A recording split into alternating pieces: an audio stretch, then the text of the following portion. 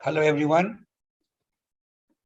Welcome to the 7th session of our AstroSprint Discovery.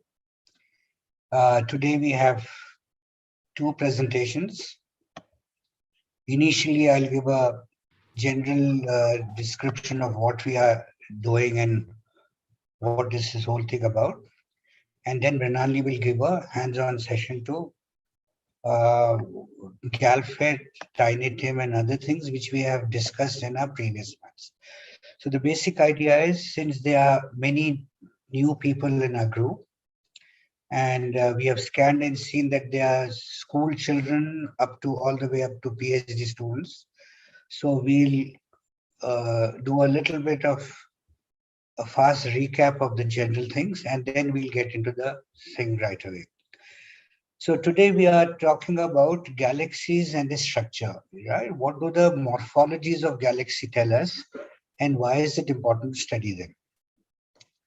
So what are galaxies? Galaxies are these beautiful, huge objects which we see in the night sky.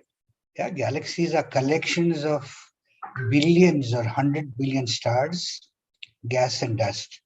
So when you have collections of stars less than billion, you don't categorize them as galaxies. Only when you have billion or 100 billion, then we call it a galaxy. So here's a image of our Milky Way from a dark night sky, which is very rare for city dwellers to see. There was a time when we could see it from Hyderabad, from University of Hyderabad campus.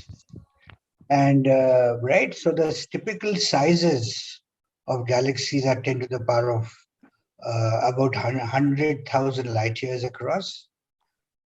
So typical masses are about 10 to the power of 9 to 10 to the power of 12 solar masses, where we know that the mass of the sun is approximately 2 into 10 to the power of 30 kilograms.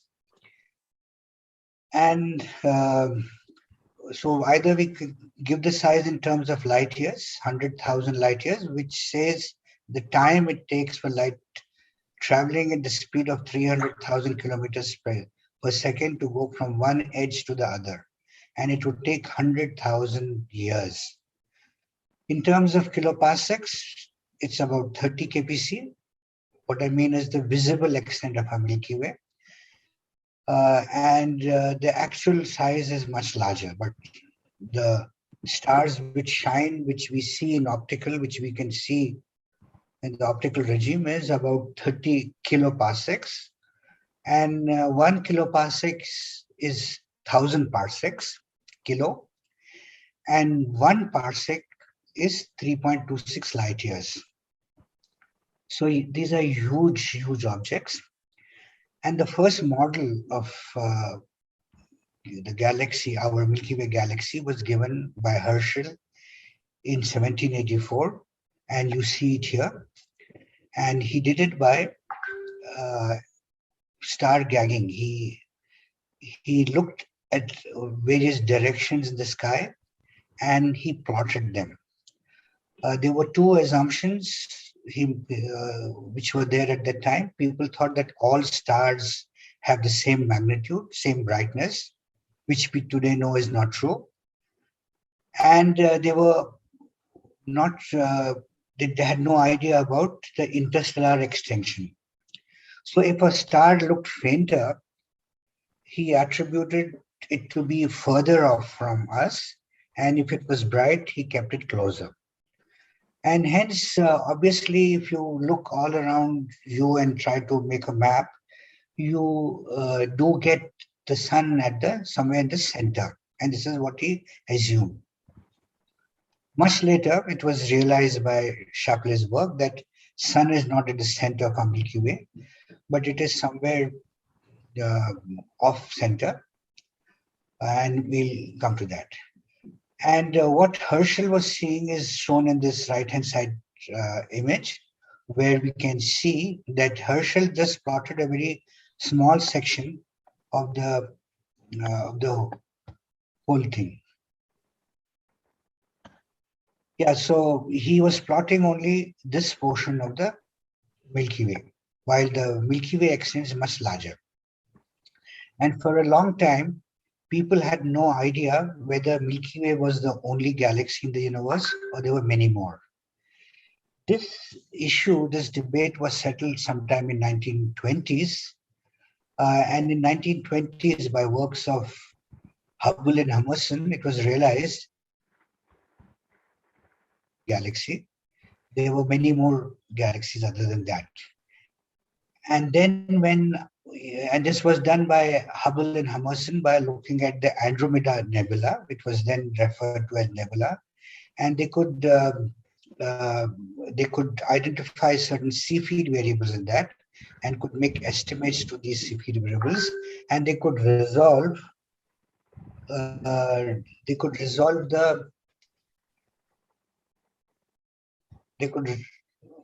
the sound is twinkling. They could resolve individual stars in the Andromeda galaxy. So once this was the reason why I'm stressing on this point is till 1920s, which was just about a century back, we had no idea that there were other galaxies other than our Milky Way galaxy, and so our understanding of galaxies is quite a recent phenomenon. It's just 100 years old. So today, how do we understand our Milky Way? Its visible diameter is about 100,000 to 180,000 light years. The thickness of the disk is about 2,000 light years.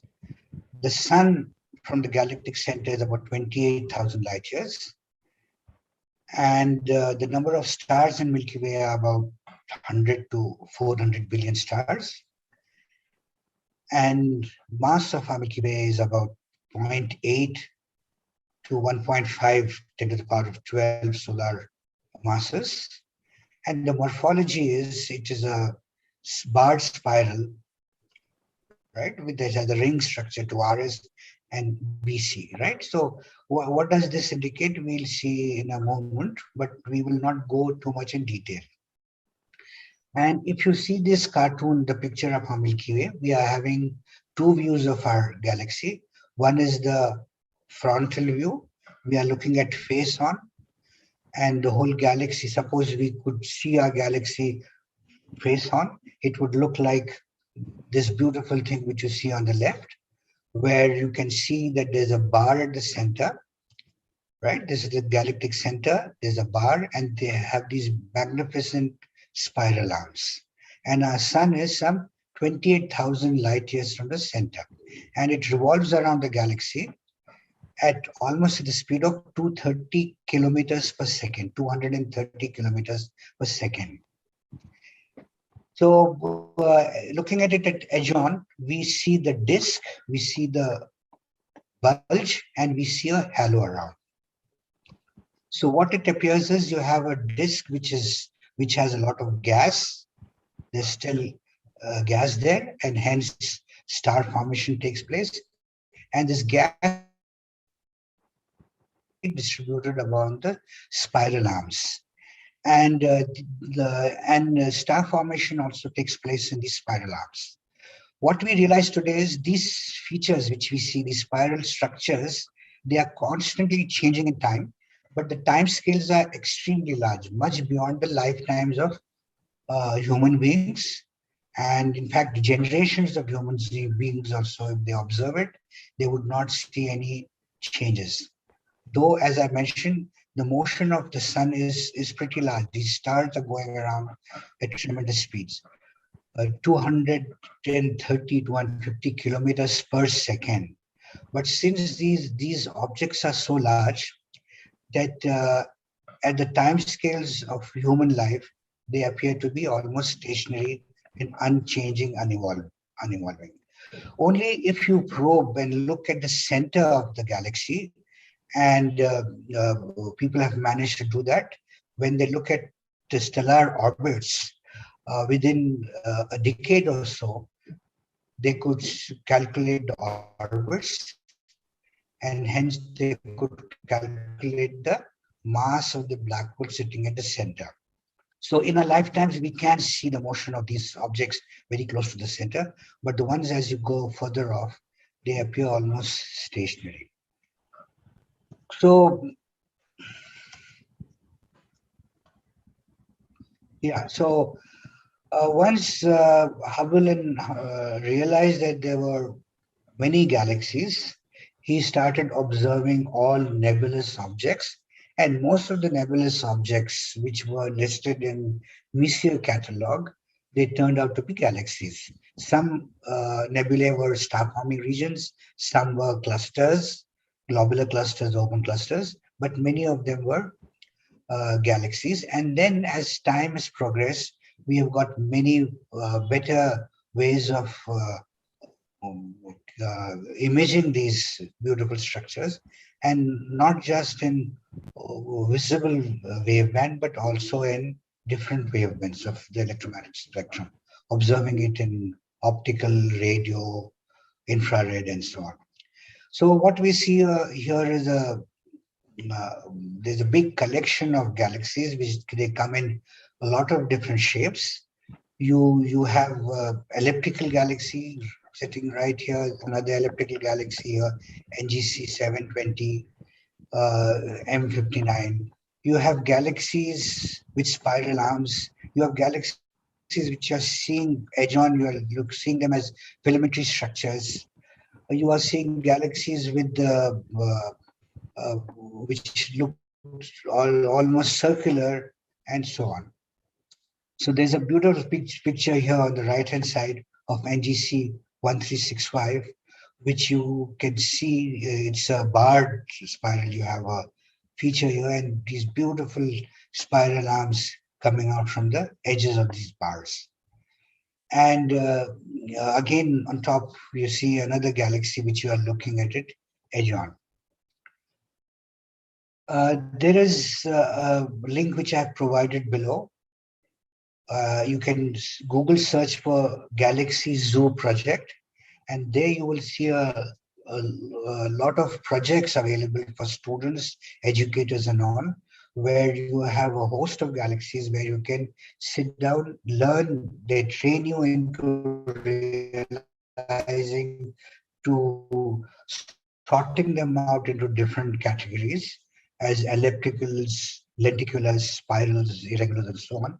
And then you can participate in this project to visually categorize them, bin them up, and then later, if you have done more than 100, then your name gets mentioned in the list. You get this reference, and it's a good way of learning galaxy morphology. Before we proceed ahead, just a slide on saying that our Milky Way galaxy belongs to a collection of 54 galaxies, and this is called the local group. So in this local group, this number 54 keeps changing as time progresses, because we are getting better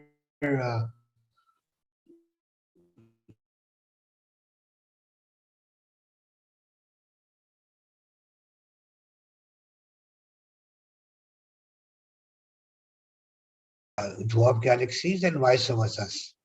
So this number keeps changing. And so in this local group, to which our Milky Way belongs, there are two major galaxies. One is our Milky Way galaxy and the Andromeda galaxy. Andromeda being the larger of the two. It's almost twice as big as the Milky Way. And these local groups, they huddle together to form larger galaxy clusters. And we have two images here. One is the Coma cluster on the left, and you have the Virgo cluster on the right. Coma cluster comprises of over 1,000 identified galaxies, and mostly these are ellipticals and lenticular galaxies. And there are very few spirals galaxies, which you find them in the outer region, in the outskirts of this. This aspect will be touched upon again by Nagamani on Sunday, where she'll be doing a case study of the coma cluster, the central region of the coma cluster. And what we shall discuss now and what Mrunalinee will talk a bit later, we'll all piece them up together to understand what is happening in this coma cluster. And likewise, you can extend it to look at other galaxy clusters. On the right, we have the Virgo cluster. This is a richer cluster. It's comprising of over 1,300 up to 2,000 galaxies. And it's a fairly heterogeneous mixture of spirals and ellipticals. So, once Hubble realized that there were many galaxies, he started categorizing them. And there are various schemes to categorize galaxies. And one of them, which is the most popular one, is the morphological scheme, which is known as the Hubble's tuning fork diagram. So Hubble thought, or he believed that essentially there were three types of galaxies: the elliptical galaxies, lenticulars, which we represent by SO, and the spirals. Spirals he categorized into two types: spirals, which were normal spirals, and bar spirals.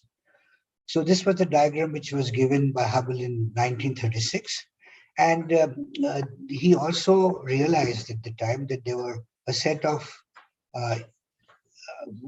galaxies which could not be binned in any of these three types.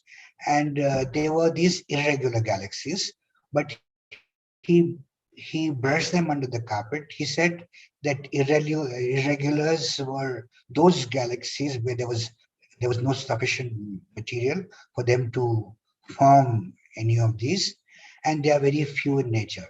And so these peculiar irregulars he ignored. While what we shall see is that these irregular galaxies are very interesting objects.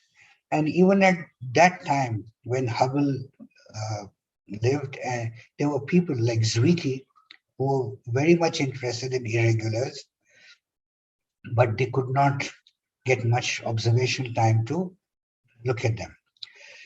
So you have these ellipticals, ones which looked circular. These were labeled E0, and if they deviated slightly from circular, they were E1 and E2, E3, all the way to E7. And then you have the lenticulars, where you have SOs, where you have a bulge and you have a thin disk, but without any spiral arms. And then you have the spirals, where you have the central bulge. And as you go from SA, SB to SC, you see that the central bulge keeps getting less prominent, becomes smaller and smaller, and the spiral arms open up, right? So SA, where the central bulge is pretty dominant, and spiral arms are closely wound. And as you move from SA to SB, the arms open up a little bit, and the central bulge reduces in size. And as you proceed further, SC, your central bulge becomes still more insignificant, and the arms open up furthermore. The same thing happened with SB, S capital B, O. These are lenticulars, barred lenticular galaxies, right? And then SBA, SBB, and SBC, where your spiral arms become more and more open as you go from SA, SB to SC, and the central bulge shrinks and becomes more and more insignificant. So though this was just a morphological scheme, people started believing that this was also the evolutionary scheme. People thought that galaxies, you have gas which accumulates, falls in due to gravity, and the star formation takes place, and a spherical galaxy is formed. And due to the rotation, and those galaxies which rotate faster, they start bulging on the equatorial plane, and they go from circular to ellipsoidal. And what we are seeing is just a cross section of this ellipsoidal. That's why you see them as an elliptical galaxy. And as it flattens more and more, and the ratio of the minor and the major axis increases further, they go from E0, E1, E2, all the way to ES. And then this disk appears. And for certain reasons, some perturbations, the spiral arms are created. And then that leads to the spiral galaxy. So people thought that it's the E0 ellipticals which are formed, and they evolve in time to become spiral galaxies, right? So before I go to the conclusion, I should say right now that this is not true, because later, when sometime in 1970s, when Toomre did n-body simulations, they could show and demonstrate that spiral galaxies can merge to become ellipticals. And that phenomenon has been established beyond doubt now, not just from simulations, but also they are backed up with observations. Right. Uh, look, going back into the time, people thought that, okay, at still certain time, they thought Milky Way was the only galaxy, the whole universe was the Milky Way. Then the realization came that Milky Way was one among the many others. And uh, then people thought that these galaxies are separated by vast distances, and they have nothing to do in common. There were these island universes, and they were unevolving island universes. In fact, if you look into the philosophy of science, Immanuel Kant in 1700s had said that the Milky Way is not the only galaxy. There are many more. He had said that many nebulae which we see are also galaxies by their own right. But the credit of goes to Hubble, because Kant said it only on philosophical grounds. He had no scientific basis to state this or show it or prove it. Okay, so the idea that galaxies are unevolving island universes was the picture which we had for a very long time. And this idea obviously has been proved to be wrong. Another important thing we have to realize is what is the structure or the morphology of a certain galaxy. Say, for example, in this slide, we have the Milky Way. It also depends in which wave band we are observing, right? So if you look in the optical region, which you see it here, the sixth frame, you see this is the optical uh, uh, construct of our Milky Way galaxy. And this shows that there are these dark lanes here. And it kind of implies that there's no matter there. People would start thinking that there's nothing there. But what we see in the radio continuum is there's a continuous spread of matter, right? H1 21 centimeter line, again, you see there's matter all throughout. There are no gaps there. In fact, it extends pretty much beyond even the extent of where we think are the edges of our galaxy, right? And similarly, we are seeing in infrared and in near infrared, mid far infrared, and X-rays. X-ray gives a completely different picture. We are looking at, in X-rays, we are observing very hot objects in high energy, right, which are emitting in X-rays. So these are scattered all throughout the galaxy and in gamma rays, right? So what is the structure of a galaxy also depends in which wavelength are you seeing. And to get the correct picture, it's essential to do these multi wavelength studies to understand what is the actual structure of a certain object and what is the physics going on in different portions of it. So when we look at galaxies, ellipticals and spirals in particular, let's just look at these two. Uh, ellipticals appear to be homogeneous structures, smooth, which is not really true. And but to the naked eye, to simple observations, they appear as though they are featureless and there's nothing much in it. There's no gas in it. There's no star formation which is going on and so forth.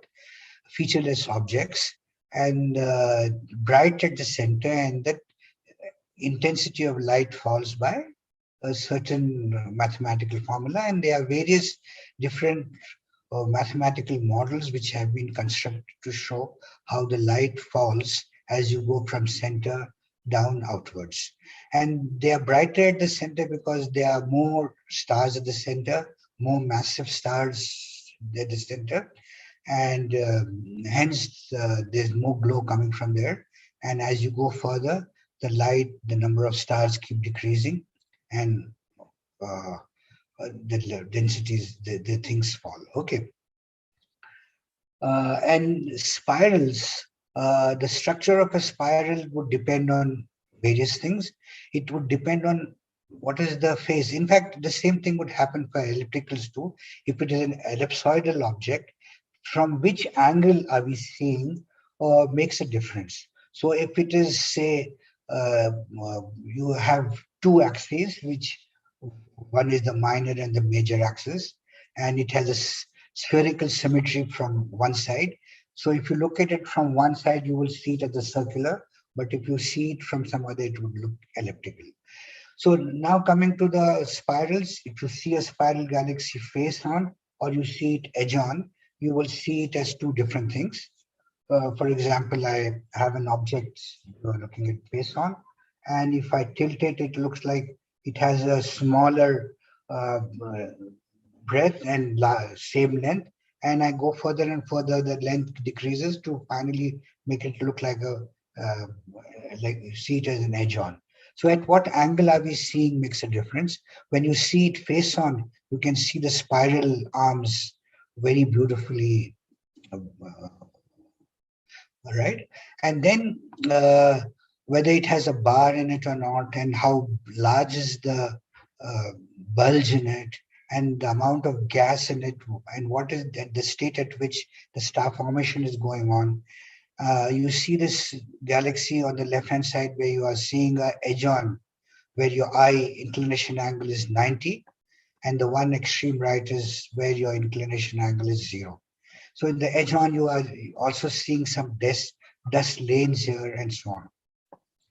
So two very important things which we have to realize is we happen to see a certain galaxy only from a specific point of view, and our technology has not yet taken us to that levels that we could travel tremendous distances and look at the same objects from some other point, some other location, right? So we are just bound in a very narrow space in the universe, and we are looking at it from even as probes have not gone too far.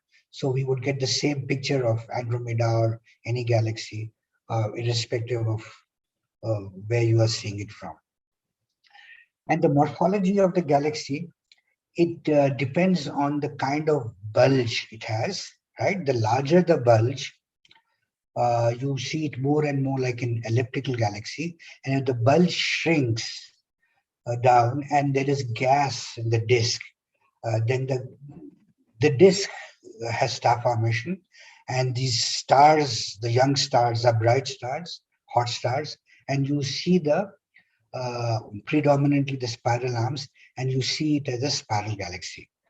And another thing one has to realize is the morphology of a galaxy basically is telling us what are the stellar orbits, right? In elliptical galaxies, you have all kinds of tumbling orbits, while in spirals, you have some kind of a galaxy, some kind of a, yes, right. So the stellar velocities is something very important we have to uh, remember. Okay, so here to understand what is beyond our naked eye observations is just looking at a galaxy from images is not sufficient to actually understand what the galaxy is or what it looks like.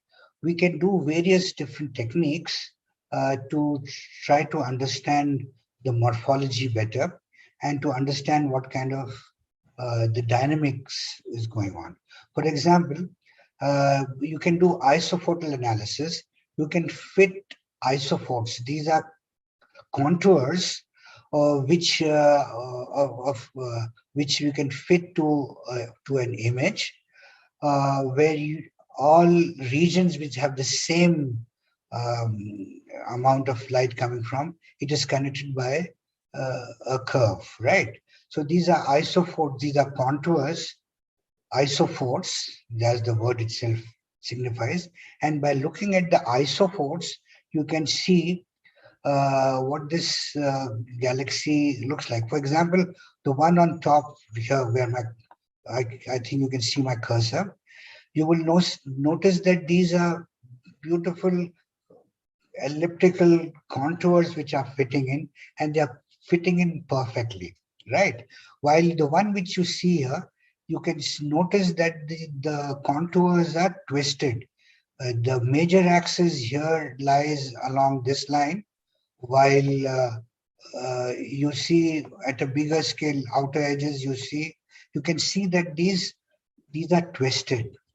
And further, there is another twist at the center, right? So basically, it is showing some kind of dynamics which is going on, where the thing is not settled in. It is not into a perfectly smooth elliptical galaxy, but rather there is something else. So you can see that there is another blob here. There's another object which is bright here. So you can see that this elliptical galaxy is made up of two objects, right? It has consumed a smaller one into it, cannibalized a small one. And you see here, you can see slightly boxy nature. So sometimes you can really see a boxy feature. So what kind of contours you get will tell you the nature of the object. So whether they are ellipses, and what kind of these contours are boxy, peanut shaped, or twisted. This will show you what kind of phenomena. And next you see another one here. This looks pretty much disturbed outside. This seems to be, right, a lot of action going on. Okay, so here's yet another way you can have uh, the morphological scheme. This is given by Cormandy and Bender. And you have elliptical galaxies, ellipticals with boxy, with the disky. Then you have the lenticulars, and lenticulars, SO means lenticulars A, B, C, then spheroidals. And similarly, you have spirals. So spirals and barred spirals are all put in the same arm, and you have SA, SP spirals with, right? So you have, this is slightly, notice this is a slight deviation from the Hubble tuning fork diagram, where the two branches were barred, ordinary spirals and bar spirals. But here you have lenticulars and you have these spirals. So you are seeing that the spirals, and yeah, they seem to, we'll go further and see that how the bulges of the galaxy, uh, uh, by looking at the bulge of the galaxy, we can try to understand what kind of a dynamics which is going on, and we can try to infer how those galaxies were actually formed. Okay, so when you look at stars, you can talk about the magnitude, luminosity of a star. But for objects such as galaxies, which are extended objects, you talk in terms of the surface brightness. So the surface brightness Ix is the amount of light contained in an area at a particular point in an image. So in a galaxy, you take a small region, and suppose you take a region, a square of a length D, capital D, and it is at the distance D from where we are observing. So so this would subtend an angle of D by D, right? And if the luminosity of the galaxy in that area is L, then the flux which you receive is L divided by 4 pi d square.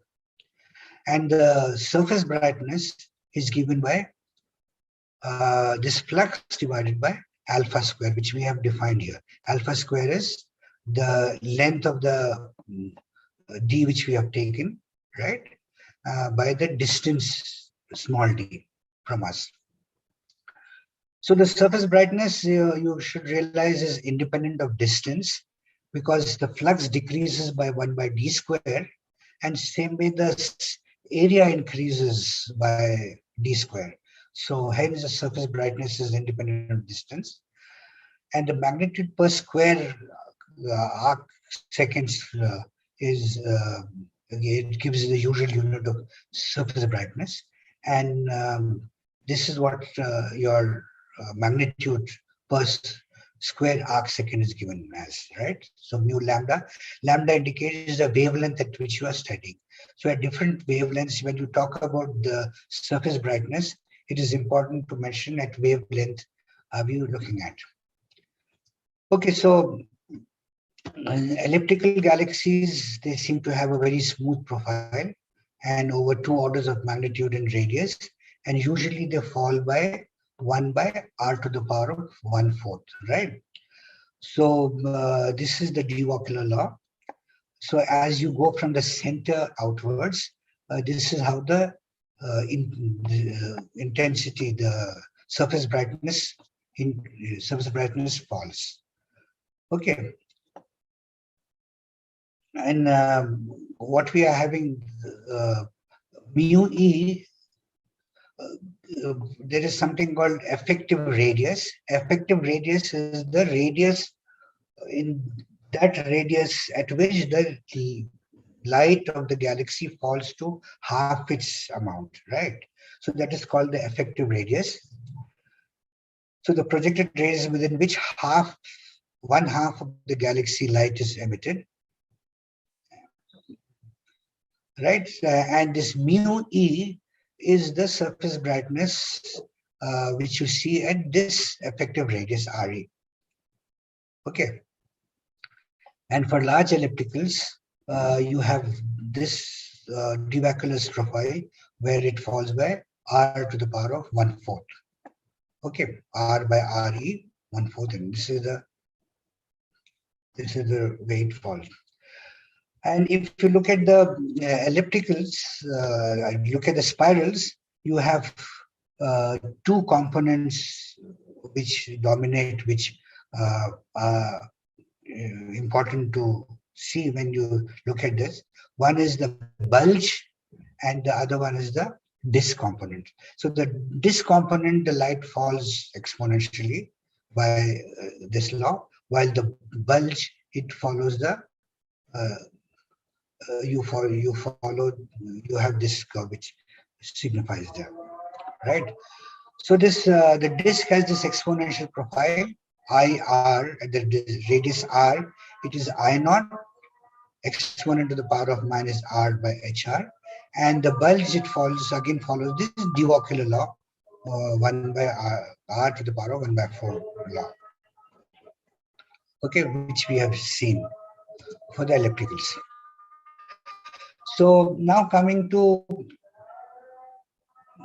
what we are interested in, what we had done previously, on which some of our students have been working, is there is a way to study the morphological structure of the galaxy. So there's something called GALFIT, and this is the link. You can Google search for GALFIT astronomy, and it will take you to the GALFIT homepage, from which you can download it and run this over images which you have. Yeah. So what is the basic idea? How is it done will be demonstrated soon. But the basic idea is this: if you look at this image on the left-hand side, this is the science image, and the one in the middle is the image which has been constructed. Yeah, the GALFIT creates artificial galaxies. We specify the center of each point. We specify what should be the major and the minor axis, and there are certain parameters which you need to give. You have to give the point spread function. You have to give, which Mrunalinee will be discussing, and then you make a model image and you subtract one from the other. And when you subtract and you are left with nothing at all, it implies that your model which you have made is a good one.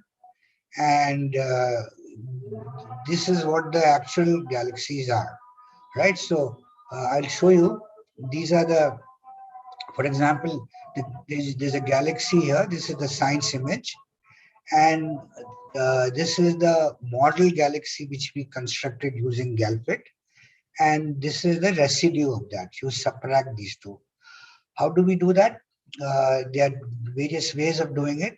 And IRAF is one tool, image reduction and analysis facility, which can be used, which shall be shown in a moment's time.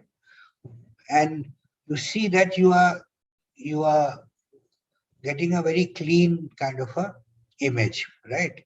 And what we are remaining with are these stars, right? So we have just modeled only the central object. We ignored all these other things. So hence all these are appearing as they were. And we can see that this model which we made for this one is pretty good. So this is almost a circular elliptical, and from the final the GALFIT goes through iterations, and finally it gives you what kind of object it has created, right? You see the second set of frame. You have this is the science image. This was the model one, and when you subtract it, you do see features in it. You see that there are spiral arms in that, right? So when you had seen it, if you look at this science image, you do not realize that it's a spiral galaxy. But by doing this GALFITting, you can realize it here. Here's a third example again. All these three objects are from Coma cluster from the central region. And what you see is this was the object. This was the model which we fit. And when you subtract it, you see that there is a bar. So looking at it, you would see it's a spiral galaxy. But when you look at it, the residue, you see that it's a barred spiral. So a lot of hidden features and other things which evade your eye from the science image, they get clearer when you do that. And once you run through the iteration, you look at the what kind of a fit it is. And once you keep fitting it, and finally you converge to a chi-square, which is repeating by itself, then that GALFIT with all those parameters, you realize is the ultimate it has reached. And these chi-square values should be close to 1, right? So what is chi-square and all, I think Mrunalinee will discuss. So basically it's the science image minus the residual square divided by the standard deviation square. So deviation and deviation, if both are same, then you would get 1. So ideally that would show it's a perfect fit, and the model which you have fit is exactly represent. If it deviates from that, then it will tell you how good was your fit or not. But all the same, you needn't get one all the time. Obviously, you don't get, but this will at least, yes, so 0.5, 0.8, 1.2, all these are fine.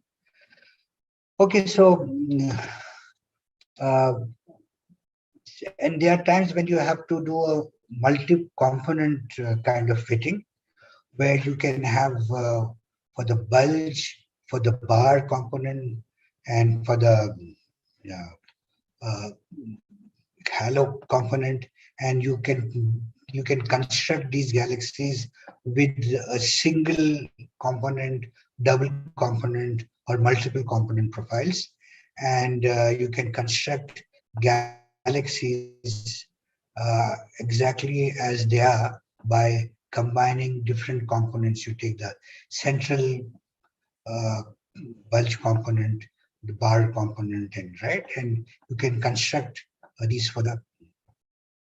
Okay, and coming to a value which will be used in our in which we have to provide, which is constructed using a software called TinyTim, is the point spread function. So if you have a certain object, which is say a point, right? Uh, I know what is the point spread function of it, and when I use this point spread function, right? Your image when you get uh, gets distorted. So the object is a circular perfect object, but when you are imaging it, because of issues in the optics, issues in the seeing of the place, and various things, there is a spread. And how does it spread is what the PSF says. And using this, you can go back from the image and knowing what the point spread function for that uh,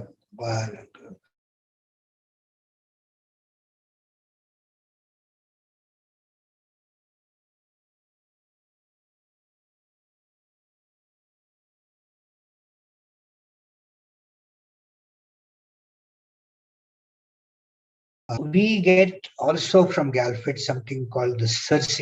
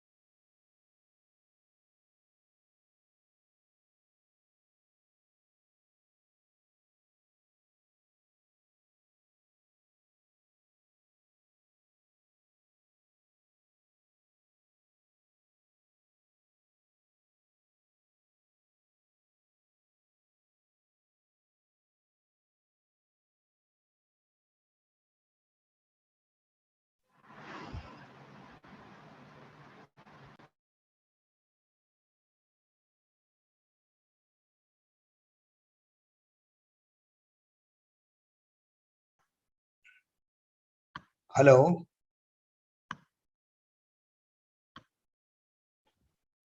Yes, sir. Yeah, can you hear me? Yes, sir. Yeah. At what? Yeah. So, at what stage did you lose the connection?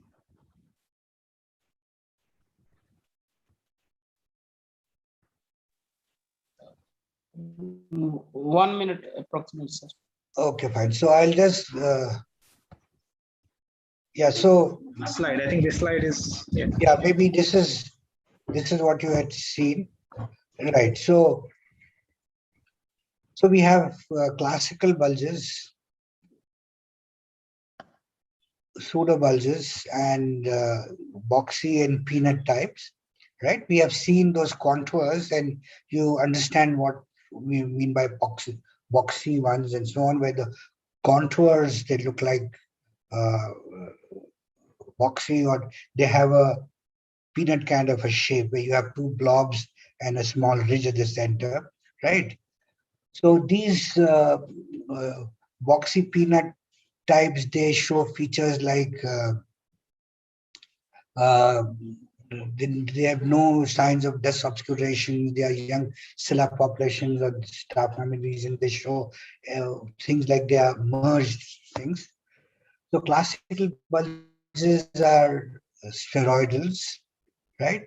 They are featureless and contain mostly old type of stars, and they are kinematically hot. That means the dispersion of stars, velocity dispersion is very high. So that indicates that they have the stars in these have a lot of velocities in various directions, and these are typically found in uh, mergers where you galaxies are formed from mergers, and or you can see other things which you get from GALFIT are the B by T, the bulge to the total light ratio, which is called the B by T, bulge to total light ratio, and which we shall see in the Coromandel diagrams and so on. We have these pseudo bulges. They are flatter. They contain substructures, and they usually show signs of depth obscuration. And younger star populations or ongoing star formations, and they are kinematically cold. So here we have the Coromandel diagram, where you have log r effective radius against the uh, mu e, right? And what you see is, if you look at the lenticular galaxies and elliptical galaxies, these are used, and you fit a line, and in the 3 sigma limit, you see all these lenticules and spirals fall within that. And this has been done for objects within the coma cluster. And what you see are the dwarfs. All these green ones are the dwarf galaxies, the ones. And you see blue ones sitting here. Maybe the colors are all getting mixed up. This is the blue, it's a spiral. So spirals and these dwarfs are falling elsewhere. The crosses are indicating objects which are uh, there in that same region, but we don't have the red shifts to these. So they probably are not the members of the coma cluster, right? Right. So we distributed them into members, non-members, and so on, and looked at the different distributions of did gal fitting for all of these objects, and see where they lie. So you see that ellipticals and lenticulars, they fall within a small range of this straight line fit in this very narrow region. And what you are seeing is, um, as you go away from the center, your magnitude is falling it falls smoothly, right? And it happens so for lenticulars and ellipticals, right? So this is one way of understanding, uh, plotting them on the Cormandy diagram. You try to understand what kind of a uh, bulge it is. And the other one, what we said was the Sersic index. So if the Sersic index is large, then we say when n is greater than 2, we take them as uh, uh, when your n is larger, that means your bulge is larger. These are uh, pseudo bulges, and when n is less than 2, you have the classical bulges. So the bulge formations, the formation of massive elective, how does it happen is what you find out. So the classical ones are formed from mergers, where you have major mergers which come interact and form these galaxies, while the pseudo bulges are where it is formed through secular evolution, right?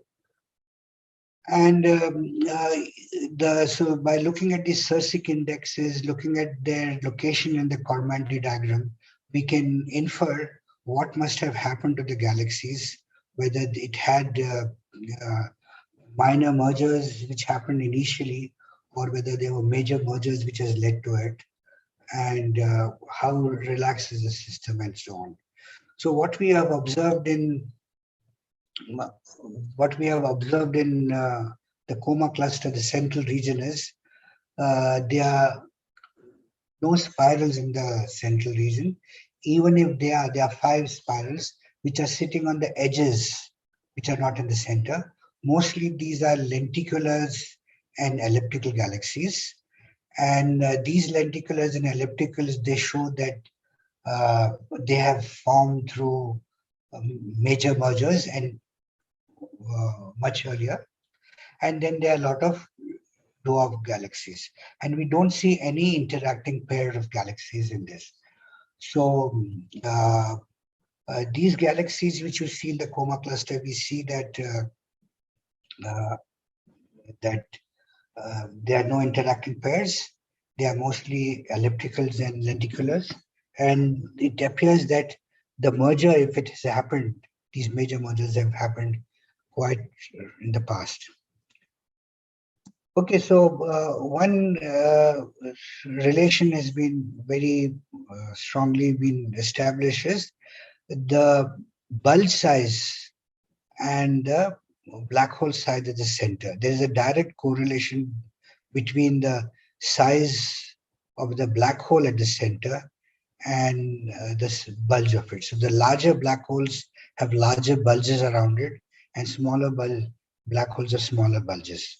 So what you see as ellipticals or these lenticulars are the ones where you have a massive object and lot of randomly orbiting stars, tumbling orbits all around, right?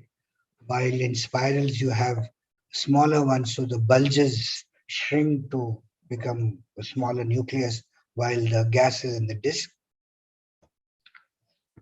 Okay, and then you can see other relations too, where we can do the color of the galaxies and like this is color diagram. You can plot it against the Sersic index and the color, and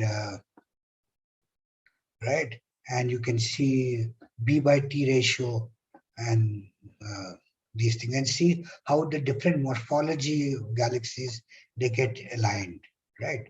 So here you are seeing that the BBT as it is increasing, you have they are getting brighter too, right? There's a slight increase. So obviously the bulge is becoming more and more dominated.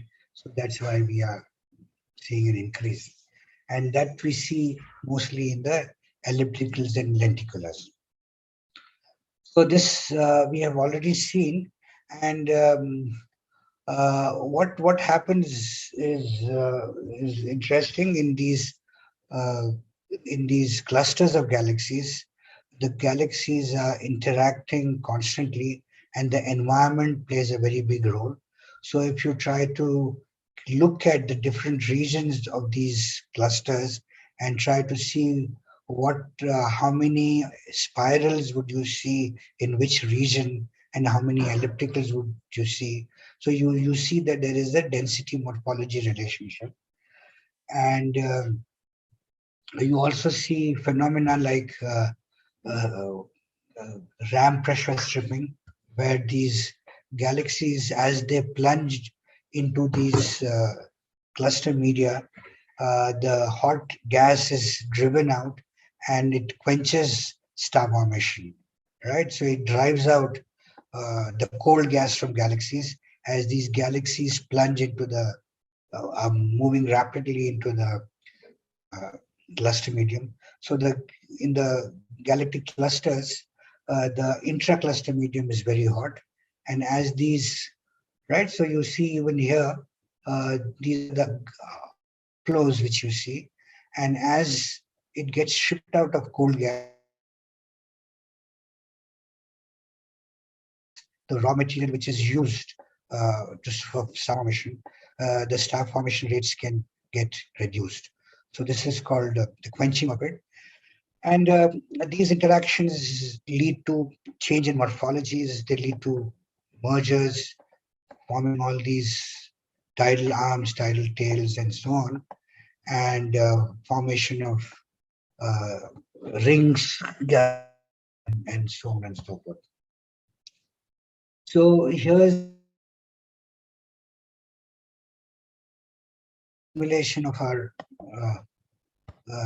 device, where you have NGC 4678, where you have two spiral galaxies which merge to form an elliptical galaxy.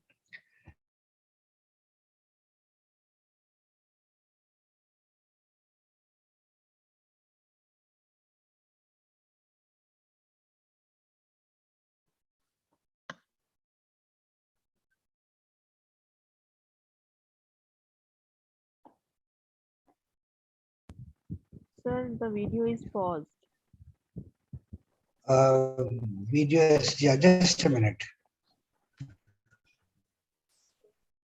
I'll just show you. Are there any questions? Just have a look.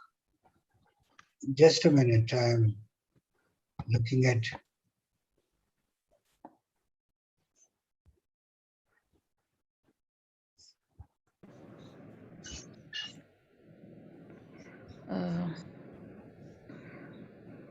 No, actually, I just logged in, no? So I don't know if there are questions before.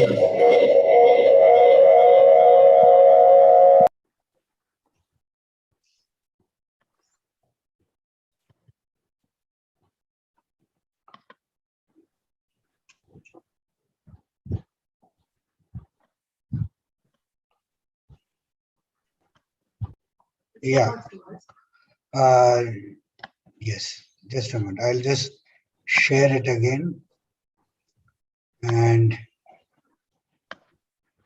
yeah, so this is an animation of two spiral galaxies which are merging to form one big elliptical galaxy. Right. So what people thought that you have spirals forming from ellipticals is totally reverse, where you see spirals merging to form an elliptical galaxy. And these galaxy interactions are very common in nature. And the bulges which you formed here, they are indicative of what kind of processes which took place, which took place to form those structures. Okay, so for example, this is a galaxy where you see the outer shells, and if you notice that They are in that same CD giant elliptical galaxy, which is sitting in the center of one of these clusters. It has so many cores in it, so showing that it has cannibalized many small galaxies around. And this kind of a phenomena can be caught by doing GALFITting and other things, where if you subtract a synthetic image of an elliptical galaxy of a certain major minor axis, you will get a residue showing that it is not as smooth as this one is formed. Okay, so maybe with this I will stop, and we'll get into, if there are any questions, I will answer them. Otherwise, we will proceed with Galaxy Zoo project. Yeah, Zoo Universe is the same. Is the same one. There's a question from Julie: is the Galaxy Zoo project same as the one in the Zoo Universe? Okay, so this was one of the projects which had been started earlier, and the other one which we started last time was simulations and body simulations, which I shall not be discussing now, but we'll discuss it sometime later in this workshop to indicate what it is, and if you are interested, then we can get into that. So with this, I'll stop. Thank you.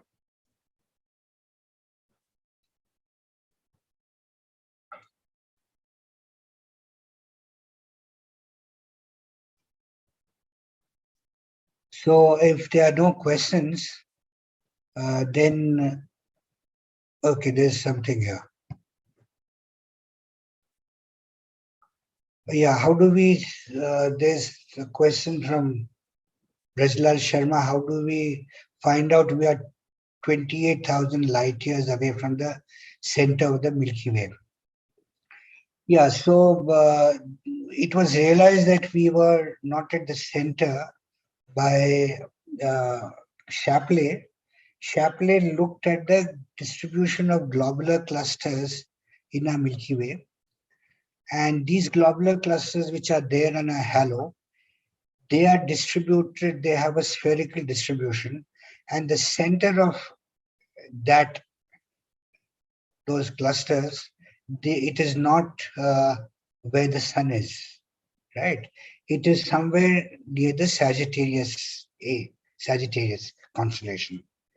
And you calculate the distance to this location and understand how far it is. How do we find distances in galaxies to stars? There are various techniques which are used. For close enough objects, you use parallax methods, but stars which are beyond that distance, you use other objects. Either you use Cepheid variables or other supernovae or any such candles, standard candles, and we make an estimate of where it is. So by looking at the motion of objects, studying the motion of stars, you can estimate where the center is, and we can estimate how far that location is from us, and that it works out to this 28,000 light years. Okay.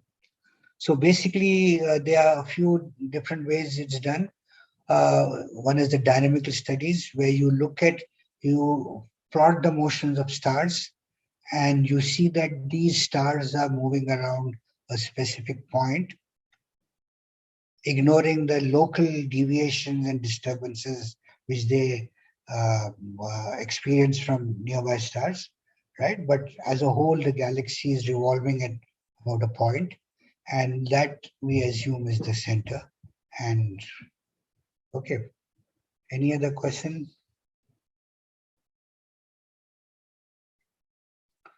Okay, so Mrunalinee, now you can take over.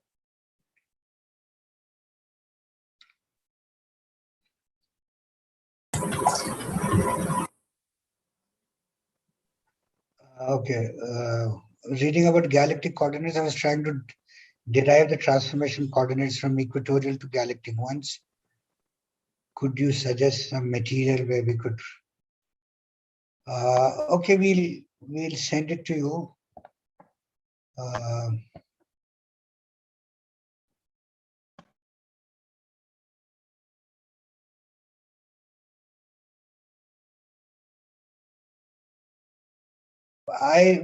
We'll share it with you.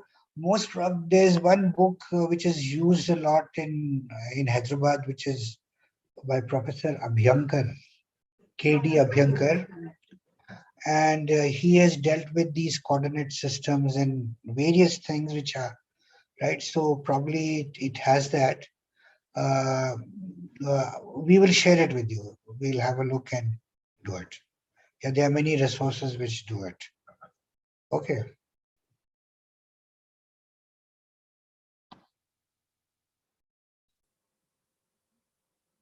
Yeah, Mrunalinee, you can start sharing.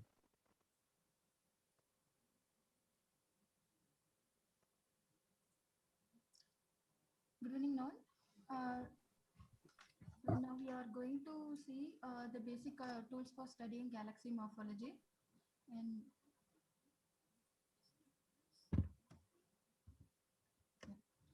first, we are going to acquire data from a site.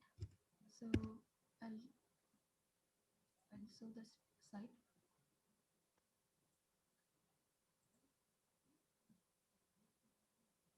Yeah.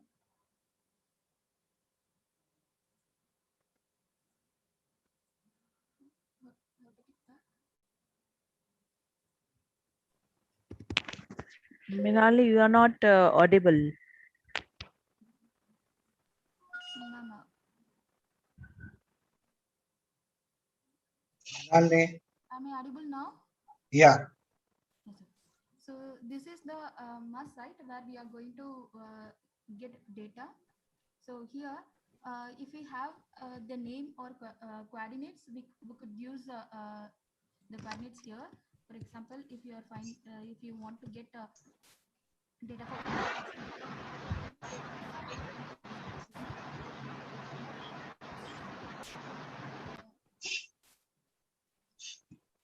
it will load. My internet is very slow, so it will take some time.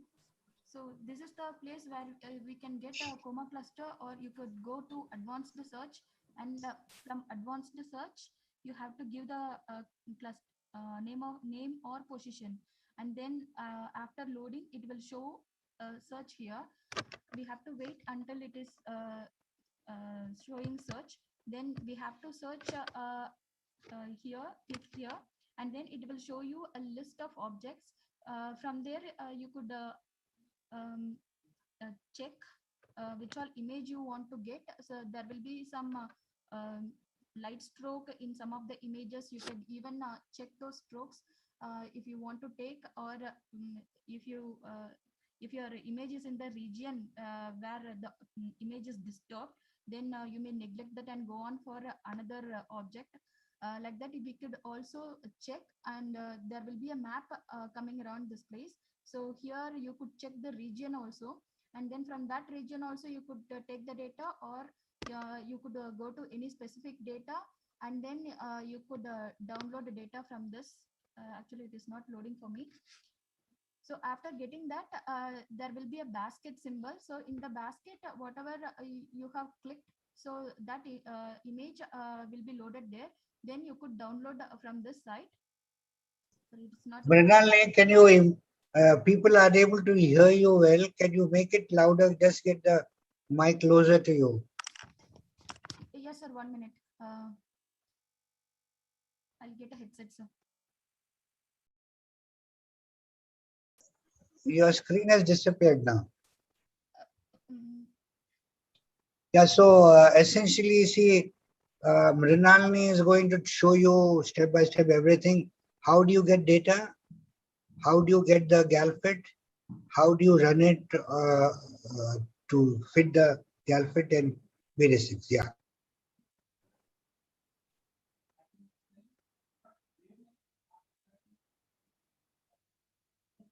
We can't hear you, Mrunalinee.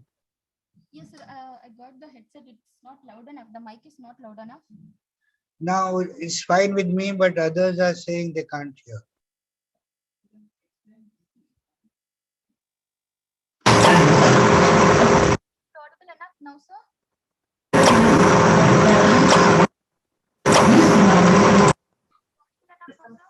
There is some sound coming.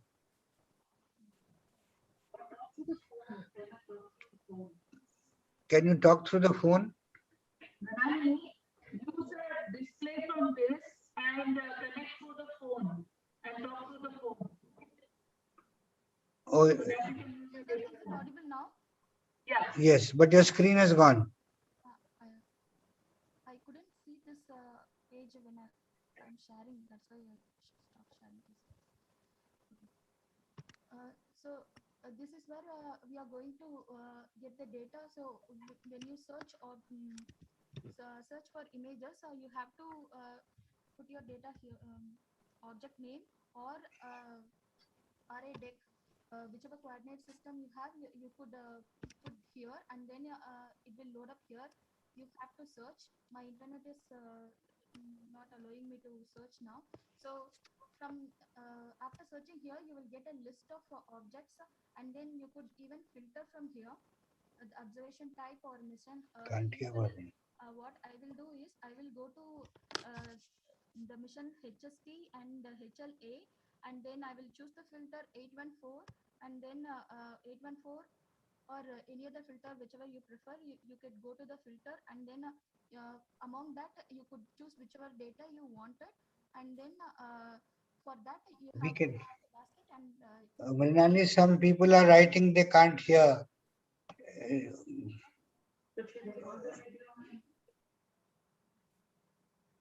I'm checking. Faint voice, not. Mudassir said we are not able to hear. Yeah, but basically, you see, if you all can see what she's doing, she is mentioning the site from which she's got the data, the mass site. She showed how to write the object name and to download.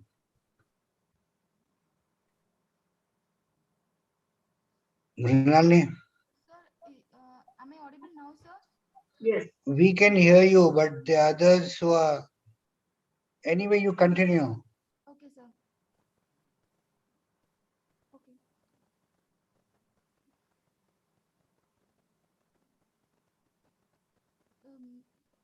Sir, how can I share the entire desktop? Share just desktop. So We can see now. after getting the download button here, after marking it, you have to download the data and choose the location where you want to save the data. In this case, I can't download now, so I will go with the previous data which I already have. Okay, so this is the data which I have used. I am displaying it using DS9. So you'll get it in a folder in tar format, zip format, or you could get in tar.zs. So you have to uncompress the file and locate the image file, and the image file, this is the image file which I have got from the same site which I have showed you now. This is the site, and it comes with header. This header one will be used for so there is two header now. So since this is a drizzled image as it is shown here, so it has two. One is for the science part, and the other is the other contains the general information. So if we go to the general information, this shows what is the name of the telescope and what is the name of the instrument used, and all these things. So you get all the basic data which you need to process this, and then there is also another header file which I have just shown you. So yeah, this is the science image header file. So here it gives whichever data we need to input into further processing. So here we could get all the other data. So this is about the data which we have just collected without starting to process or analyze anything. Okay, so this is the basic data. So from here, I'm going to proceed doing the processing. So there are the other tools. The first one is the website we have seen now, and then the DS9. So I have displayed the image using DS9, and then we are going to use IRAF for processing, like cutting the image regions, whichever we are interested in, and marking the coordinates of the object. So we will be cropping the image and subtracting the image. All those processing we will be using using IRAF. I'll show you in a while. And the next the software which we are going to use is a TinyTim of modeling. First, after using that, getting the table in the form which we could feed into the other softwares that we are going to do with the TopCat, and worksheet I'm going to use for storing the coordinates, and then using it further in GALFIT, and then source extractor for getting the coordinates, magnitude, and all the preliminaries which we need to feed in GALFIT. So the output of the source extractor will be fed as input in for GALFIT. So we shall start with that now. So this is the data which I have just got. So after getting the data, we are going to, we have already displayed it once. So let me display.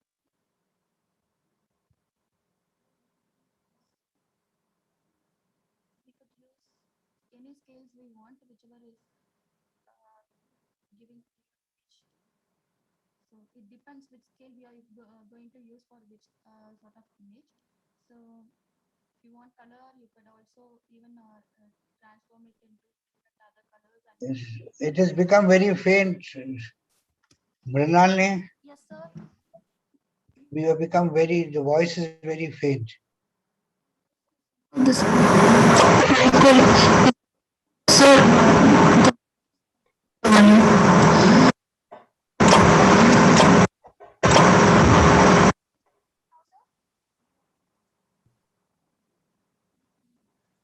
am I audible? We can't hear you well. You decrease your Which one, sir? the sound, that speaker you reduce and increase your mic. What we were Okay. no, we can't hear you.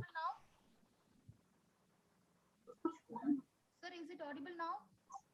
Very mildly. Can you log in with your phone also?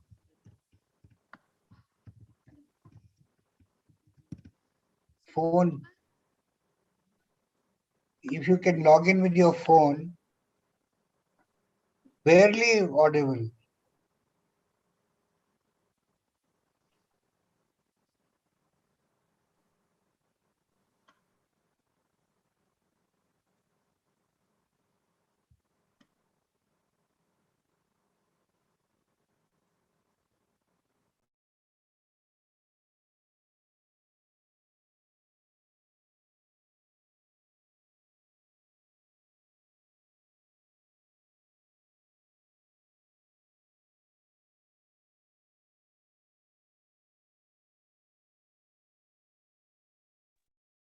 We can't hear you at all.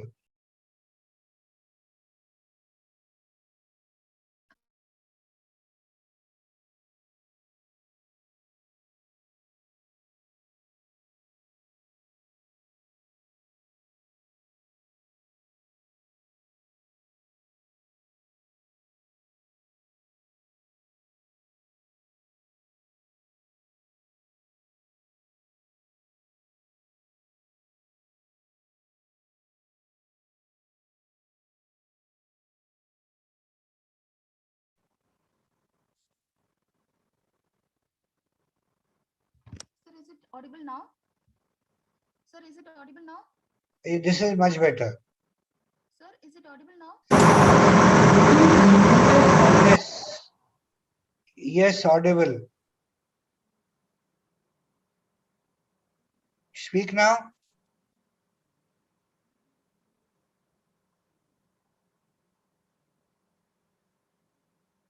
Now we can't hear you. Am I audible? It is faint again. Sir, am I audible? No, I'm not audible yet. no.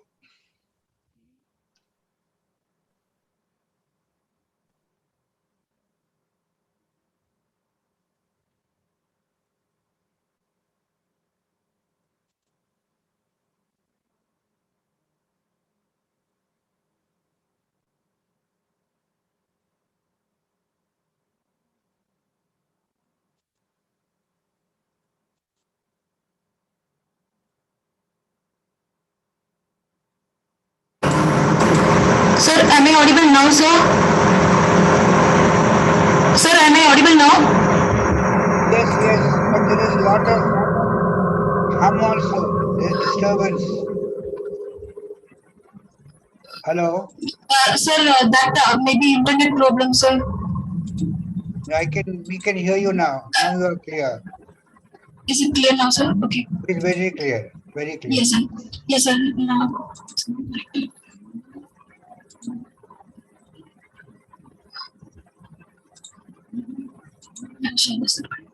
Okay, so after downloading the data and I'm displaying it with the DS9. So in DS9 there are number of scales. We could use any scale which could display the image clearly. So it depends on different filters which we use and the kind of object we are going to display in DS9. So we can also color the images. Actually, we are not changing anything with the data. We are just displaying with the different colors. Actually, DS9 is not going to save anything onto the input image which we are displaying it here. So this is just a display tool. So with that, we could display the images. After displaying it, again I will go to the grayscale for the initial things, and after going to this grayscale, now we are going to find the 2-3 locations where which are interesting for us to get the PSF.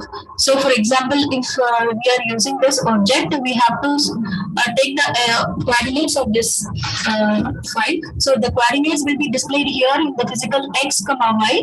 So, here I'm going to mark down this coordinate. So, this is the object which we are going to use. Let's say we will take 3 objects and we will get the coordinates for that. So here the x, y, this coordinate is 2087.219. 1934, or one more way of doing it is we could open edit region and then we could make a circular region. So here the shape is circle. So we'll mark over this place and then we could make a circle and then it will give the exact coordinate. So here we got we have marked this region in a circular way, and then we are going to make it in degrees and then we'll get the coordinate values. So for here the coordinate value is 194.882 and 27.861. So keep this and close it, and then I'll choose another object.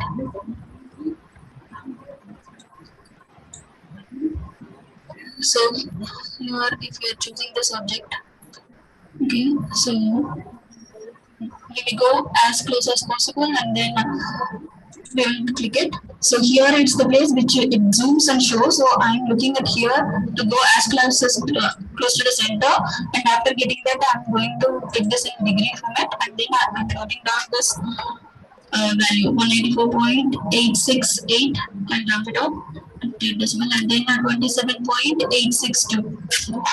So one more object I'll get from other region. So actually we need only one, but I just followed the manual of TinyTim. So in TinyTim they have used a list. So earlier I have used 30 objects without knowing that we need one. So here I'm taking another one, degrees, and then I'm noting down the coordinate value. Okay, so I'm closing this, and with this coordinate points, I'm going to make a list of objects. So here, let me open a terminal. We'll go to the file where I have to go.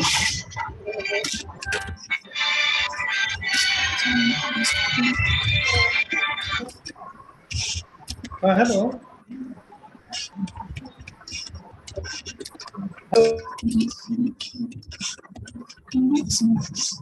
I'll open a VI folder called xy.list.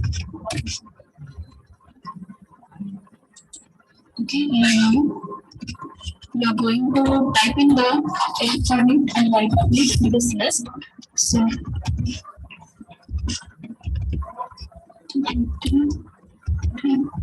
27861.